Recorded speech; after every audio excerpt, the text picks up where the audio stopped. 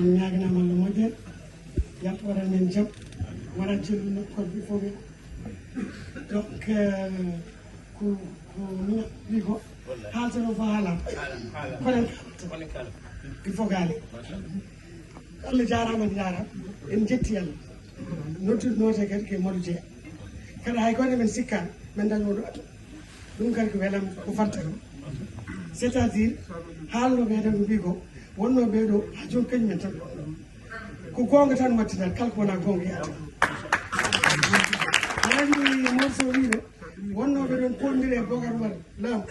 en jiyanni ɓen ɗo fenani eɗen jogui gonga eɗen jogui koyɗe kono ala dote jottaka kala ko wona gonga jottaka sa yi enen en gonɗo ha joni min depuis 30 ans de Mamadou Bocar cousin wonno candidat Allah waɗi yawtani ɓayde moti tan ko bandiragal won toon natti wonde politique o foti wat tan ke bonde ɗum waɗi jaata o yonde men joguiɗo programme e wawmen yaltinde caɗele ala o cousin oko baba ɗum waɗi jaata joni mbatteɗen kadi rewde ke yimɓe ganduɗaɗen taccinde men worɓe men piimen mbattumen har ɓe ko ɓen on gorama kadi ɓen rewɓe e ɓen ɗon mbi ko foti enen sen garay enen kadi leydi ndiyat min jam hanga colanel so ɗum ɗo yawti kam eɓe naati histoire ils seront jugés comme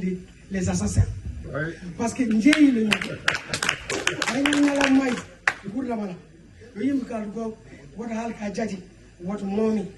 yaaɓe jayi banggue goɗɗo jaade safal ɓe ganduɗaɓe mbi ɓaleɓe jeeyaka ɗo babiraɓe men ko des tirailleurs Sénégal ko ɓen em jaati